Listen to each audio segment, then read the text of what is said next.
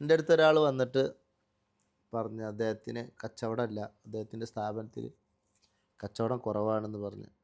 അപ്പോൾ നമ്മൾ സ്വാഭാവികമായിട്ടും ഇസ്ലാമികപരമായിട്ട് ഓരോ കാര്യങ്ങൾ ചെയ്യാണ്ട്. അപ്പോൾ ഒരായത്ത് എഴുതി കൊടുത്തു അദ്ദേഹത്തിന്. കച്ചവടം കുറവുണ്ടെങ്കിൽ ക്യാഷ്യർമൊക്കെ വെക്കാൻ വേണ്ടിയിട്ട് നമ്മൾ പഠിച്ച ഒരു സംഭവമുണ്ട്. ഒരായത്ത് എഴുതി കൊടുത്ത്, ഖുർആനിലൊരായത്ത്.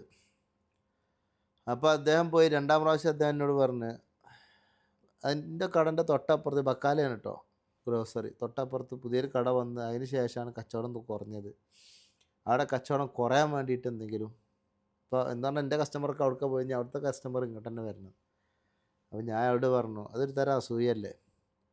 അപ്പോൾ നമ്മൾ മനസ്സിലാക്കേണ്ട ഒരു കാര്യം, എല്ലാ കച്ചവടക്കാരും ഏത് കച്ചവടക്കാരാണെങ്കിലും അള്ളാഹു സുബ്ഹാനഹു വ തആല നമുക്ക് വിധിച്ച ഒരു റിസ്ക് ഉണ്ട്, ദൈവം തമ്പുരാൻ.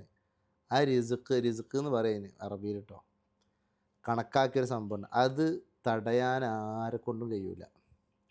ആ അള്ളാഹു സുബ്ഹാനഹു വ തആല നമുക്ക് തടഞ്ഞ ചില സംഭവമുണ്ട്, ചിലത് തരൂല നമുക്ക്. അത് നമുക്ക് നൽകാനും ആരെ കൊണ്ടും കഴിയൂല. മനസ്സിലായോ? അള്ളാഹു നൽകിയത് തടയാനോ തടഞ്ഞത് നൽകാനോ ആർക്കും കഴിയൂല. അത് നമ്മൾ പ്രത്യേകിച്ച് മുസ്ലിങ്ങളായ ആളുകൾ വിശ്വസിക്കൽ നിർബന്ധമാണ്. എല്ലാ മതക്കാരും എല്ലാവരും വിശ്വസിക്കണം, മതമുള്ളവരില്ലാത്തവരൊക്കെ. പ്രത്യേകിച്ച് മുസ്ലിങ്ങൾ എന്തായാലും വിശ്വസിക്കേണ്ട ഒരു കാര്യമാണത്. നമുക്ക് ദൈവം കണക്കാക്കിയത് മാത്രമേ ഉണ്ടാവുള്ളൂ.